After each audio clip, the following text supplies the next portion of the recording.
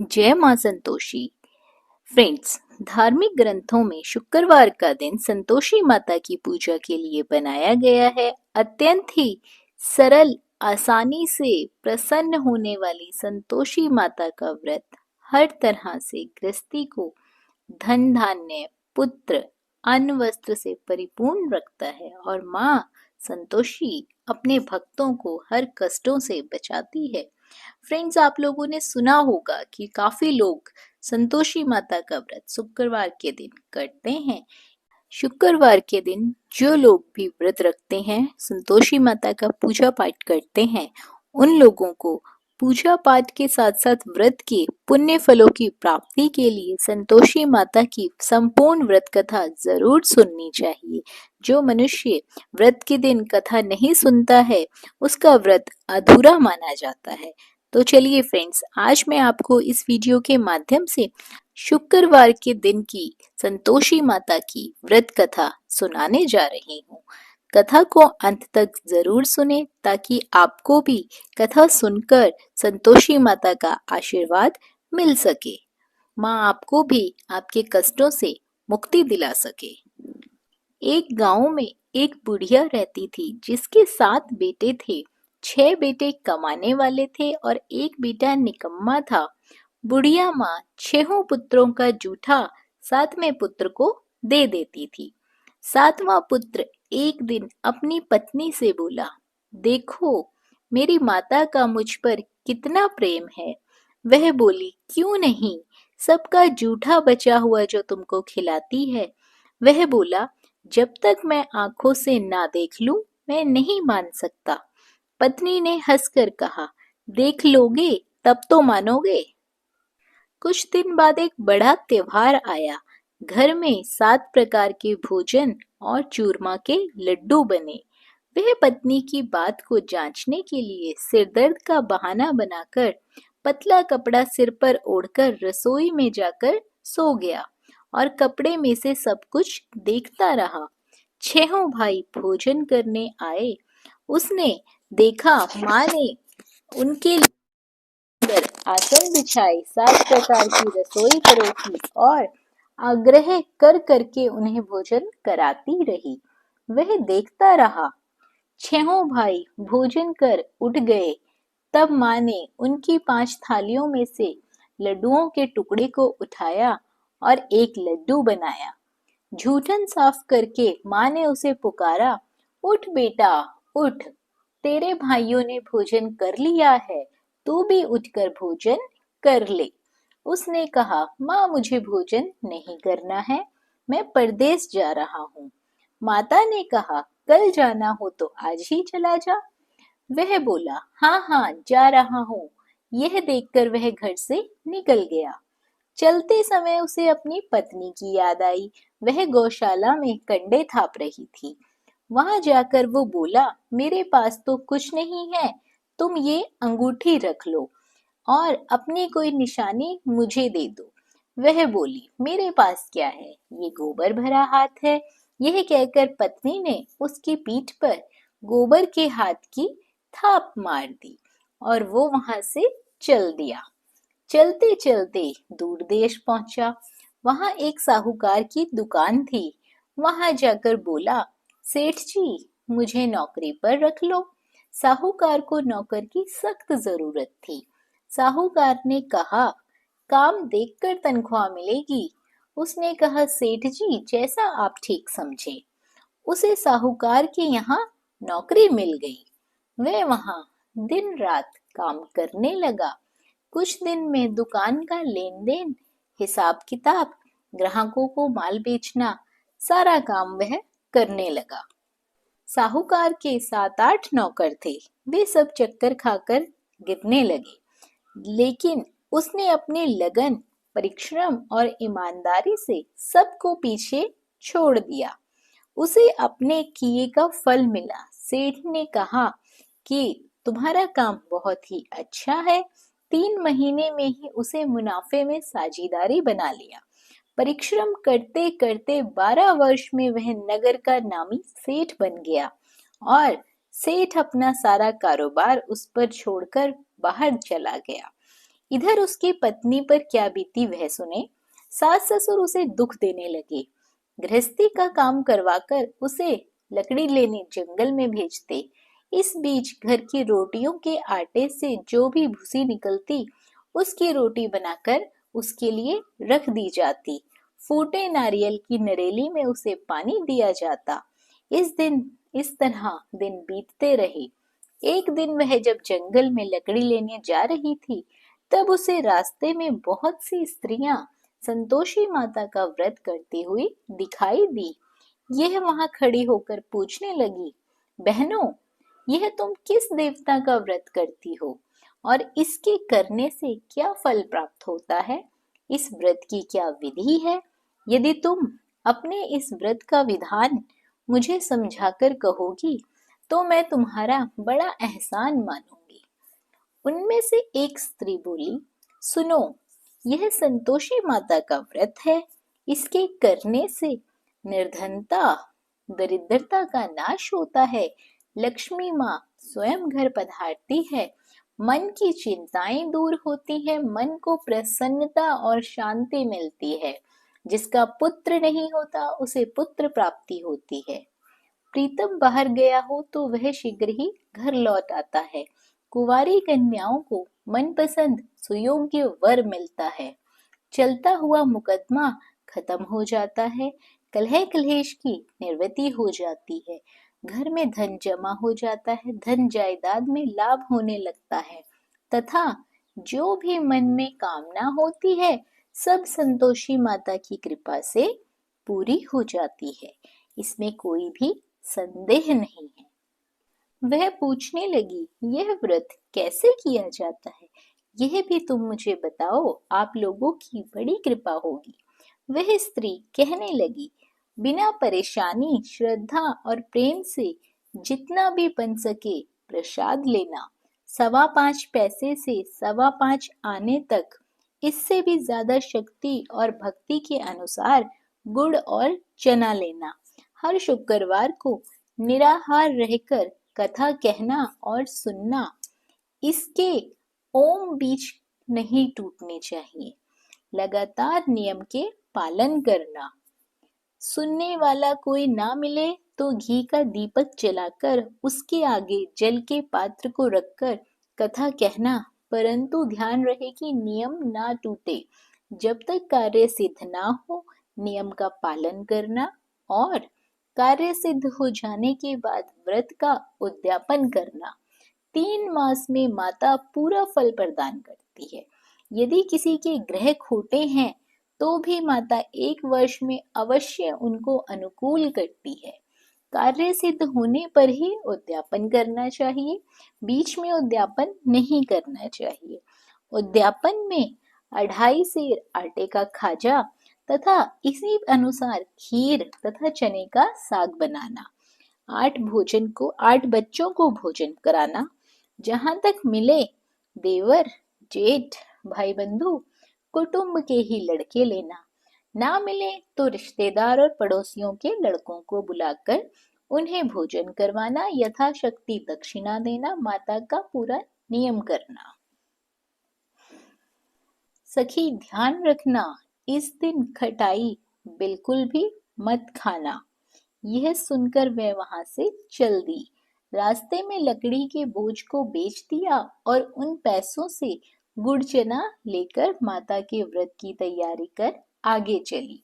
रास्ते में संतोषी माता के मंदिर में जाकर माता के चरणों में लौटने लगी, विनती करने लगी, हे माँ, मैं दीन हूँ, मैं निपट मूर्ख हूँ, व्रत के नियम कुछ नहीं जानती हूँ, मैं बहुत दुखी हूँ।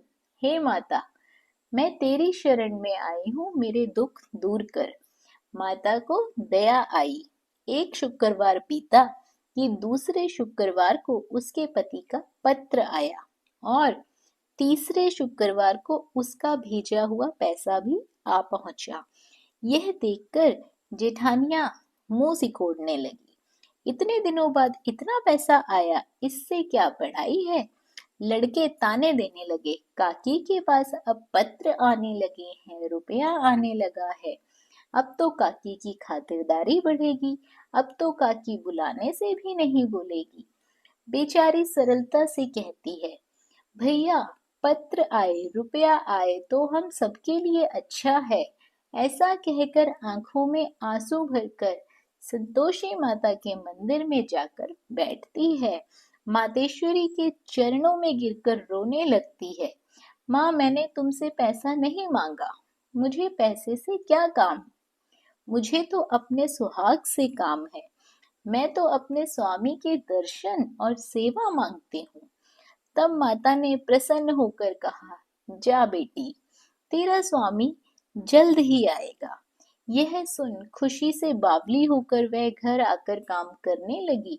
संतोषी माँ विचार करने लगी, इस भोली पुत्री से मैंने कह तो दिया है कि तेरा पति शीघ्र आएगा, पर आएगा कहाँ से?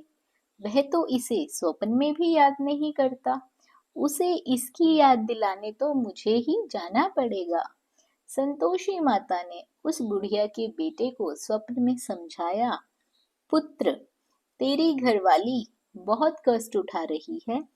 यह बोला, हाँ माता, यह तो मुझे भी मालूम है, परंतु क्या करूं, वहां कैसे जाऊं? परदेश की बात है, लेन देन का सारा हिसाब किताब है, कोई जाने का रास्ता ही नजर नहीं आता।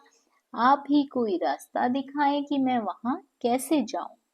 माँ कहने लगी, सवेरे नहा धोकर संतोषी माता का नाम लेकर घी का दीपक जला दंडवत कर वहां दुकान पर जा बैठने लगा। देखते देखते तेरा लेन देन चुक जाएगा, जमा माल बिक जाएगा, सांझ होते होते धन का ढेर लग जाएगा। वह अगले दिन सुबह जल्दी उठा। उसने मित्र बंधुओं परिचितों से स्वप्न में माता द्वारा कही गई बात बताई। वे सब उसकी बात सुनकर उसकी खिल्ली उड़ाने लगे। वे कहने लगे कि कहीं सपने भी सच होते हैं। एक बूढ़ा व्यक्ति बहुत समझदार था। वह बोला, देखो भाई, मेरी बात मानो, इस तरह साच या झूठ कहने के बदले देवता ने जैसा कहा है वैसा ही करो, तेरा क्या जाता है। बूढ़े की बात मानकर नहा धोकर उसने संतोषी माता को प्रणाम किया, फिर घी का दीपक जलाकर दुकान पर जा बैठा। शाम तक धन का ढेर लग गया। वह हैरान हुआ, मन में संतोषी माता का नाम ले बहुत प्रसन्न हुआ। घर जाने के वास्ते उसने गहना कपड़ा सामान खरीदने लगा। सब काम से निपटने के बाद वह घर के लिए रवाना हुआ। उधर उसकी पत्नी जंगल में लकड़ी लेने गई। लौटते वक्त बहुत थक जाने के कारण संतोषी माता के मंदिर पर विश्राम करने बैठ गई। यह तो उसका रोज रुकने का स्थान था। धूल उड़ती हुई देख उसने माता से पूछा, हे माता, यह धूल कैसी उड़ रही है? माँ ने कहा, हे पुत्री, तेरा पति आ रहा है। अब तू ऐसा कर, लकड़ियों के 3 बोझ बना, एक नदी के किनारे रख, दूसरा मेरे मंदिर पर और तीसरा अपने सिर पर। तेरे पति को लकड़ी का गट्ठा देखकर मोह पैदा होगा। ये वहां रुकेगा, नाश्ता पानी बना खाकर माँ से मिलने जाएगा। तू लकड़ी का बोझ उठाकर जाना और बीच चौक में गड्ढा डालकर 3 आवाजें लगाना। लो सासू जी, लकड़ियों का गट्ठा लो, भूसे की रोटी दो, नारियल के खोपड़े में पानी दो। आज कौन मेहमान आया है? संतोषी माँ की बात सुनकर वह बहुत अच्छा माँ कहकर प्रसन्न मन से लकड़ियों के 3 बोझ बना लाई। एक नदी के तट पर, दूसरा माता के मंदिर पर रखकर इतने में ही मुसाफिर वहां आ पहुंचा। सूखी लकड़ियां देखकर उसको इच्छा हुई कि यहीं अभी विश्राम कर लेता हूँ, भोजन बना खा पीकर ही यहाँ से जाऊंगा। इस प्रकार भोजन कर विश्राम कर वह अपने गांव में आया। उसी समय बहू सिर पर लकड़ी का गट्ठा लेकर आई। उसने गट्ठे को आंगन में डाला और जोर से 3 आवाजें दी, लो सासू जी, लकड़ी का गट्ठा लो, भूसे की रोटी दो, नारियल के खोपड़े में पानी दो। आज कौन मेहमान आया है? यह सुनकर सास ने अपने दिए हुए कष्टों को भुलाने के लिए कहा, बहू, तू ऐसा क्यों कहती है? तेरा मालिक ही तो आया है, बैठ, मीठा भात खा, कपड़े गहने पहन। पत्नी की आवाज सुनकर उसका स्वामी बाहर आया और उसके हाथ में पहली अंगूठी देखकर व्याकुल हो गया। उसने माँ से पूछा, माँ यह कौन है? माँ बोली, बेटा तेरी पत्नी है। आज 12 वर्ष हो गए जब से तू गया है, तब से गांव में जानवर की तरह भटकती फिरती है। काम काज कुछ करती नहीं है, चार समय आकर खा जाती है। अब मुझे देखकर भूसे की रोटी और नारियल के खोपड़े में पानी मांगती है। वह बोला, माँ मैंने इसे भी देखा है और तुम्हें भी देखा है। मुझे दूसरे घर की चाबी दे दो, मैं उसमें जाकर रहूंगा। ठीक है बेटा, जैसी तेरी मर्जी, कहकर माँ ने चाबी का गुच्छा बेटे के सामने रख दिया। उसने दूसरे घर को खोलकर सारा सामान जमाया। एक ही दिन में वहां राजा के महल जैसे ठाट बाट बन गए। अब क्या था, वह सुख भोगने लगे। अगला शुक्रवार उसने पति से कहा, मुझे संतोषी माता के व्रत का उद्यापन करना है। पति बोला, बहुत अच्छा, खुशी से कर लो। वह खुशी खुशी माता के उद्यापन की तैयारी करने लगी। जेठ के लड़कों को भोजन के लिए कहने गई। उन्होंने मंजूर किया, परंतु पीछे से जेठानी ने अपने बच्चों को सिखलाया, देखो रे, भोजन के समय सब लोग खटाई मांगना, जिससे उसका उद्यापन पूरा ना हो पाए।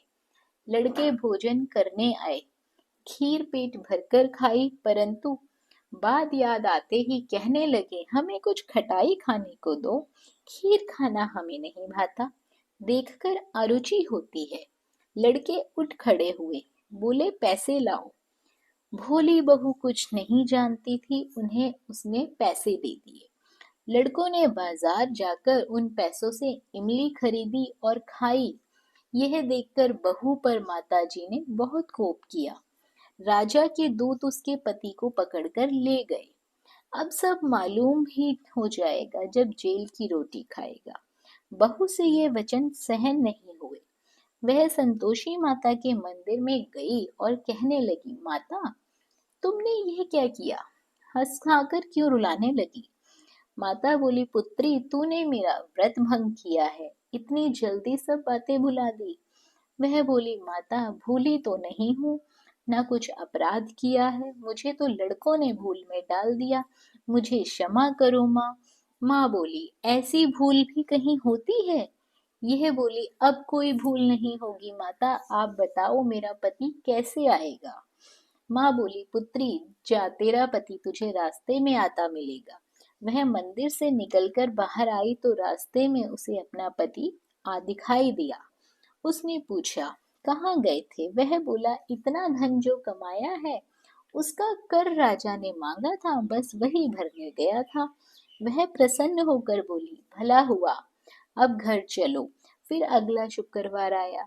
वह बोली, मुझे माता का उद्यापन करना है। पति ने कहा, ठीक है करो। वह फिर जेठ के लड़कों से भोजन को कहने गई। जेठानियों ने पहले की तरह ही लड़कों को सिखा दिया कि तुम पहले ही खटाई मांगना। लड़के भोजन करने बैठे, लेकिन भोजन करने से पहले ही कहने लगे, हमें खीर पूरी नहीं भाती, जी बिगड़ता है, कुछ खटाई खाने को दो। यह बोली, खटाई खाने को नहीं मिलेगी, खाना हो तो खाओ। उनके उठकर चले जाने के बाद उसने ब्राह्मणों के लड़के बुलाए। बुलवाकर उन्हें भोजन करवाया, दक्षिणा की जगह उन्हें एक एक फल दिया। इससे संतोषी माता बहुत प्रसन्न हो गई। माता की कृपा से 9 महीने बाद उसको चंद्रमा के समान एक सुंदर पुत्र की प्राप्ति हुई। पुत्र को लेकर वह प्रतिदिन संतोषी माता के मंदिर में जाने लगी। यह देखकर माँ ने सोचा कि यह रोज आती है, आज क्यों ना मैं ही इसके घर चलूं, इसका आसरा देखूं तो सही। यह विचार कर माता ने डरावना रूप बनाया। गुड़ और चने से सना मुख, ऊपर से मुंडम के समान ओंठ, उस पर मक्खियां भिन भिना रही थी। दहलीज में पैर रखते ही उसकी सास चिल्लाई, देखो रे, कोई चुड़ैल डाकिनी चली आ रही है लड़कों, इसे भगाओ नहीं तो सब खा जाएगी। बहू रोशनदान से देख रही थी। वह प्रसन्न हो उठी, आज मेरी माता मेरे घर आई है। यह कहकर दूध पीते बच्चे को उसने गोद से उतार दिया। इस पर उसको सास क्रोध में बोली, अरे रांड, इसे देखकर कैसी उतावली हुई है जो बच्चे को पटक दिया। इतने में माँ के प्रताप से जहाँ देखो वहाँ लड़के ही लड़के नजर आने लगी। यह बोली, माँ जी, मैं जिनका व्रत करती हूँ ये वही संतोषी माता है। इतना कहकर उसने झट से घर के सारे किवाड़ खोल दिए। सबने माता के चरण पकड़ लिए और विनती कर कहने लगे, हे माता, हम मूर्ख हैं, अज्ञानी हैं, तुम्हारे व्रत की विधि हम नहीं जानते। तुम्हारा व्रत भंग करके हमने बहुत बड़ा अपराध किया है। हे माता, आप हमारे अपराधों को क्षमा करो। इस प्रकार बार बार कहने पर संतोषी माता प्रसन्न हुई। इसके बाद उसकी सास कहने लगी, हे संतोषी माता, आपने बहू को जैसा फल दिया वैसा सबको देना। जो यह कथा सुने या पढ़े उसका मनोरथ पूर्ण हो, उसकी सारी मनोकामनाएं पूरी हो। फ्रेंड्स, जो भी व्यक्ति संतोषी माता का श्रद्धा भाव से, पूरे भक्ति भाव से, अपनी श्रद्धा अनुसार संतोषी माता का विधिवत पूजन करता है, उसे अनंत सुखों की प्राप्ति होती है। माता उसके जीवन में खुशियां ही खुशियां देती हैं, उसे खुशियों का वरदान देती है।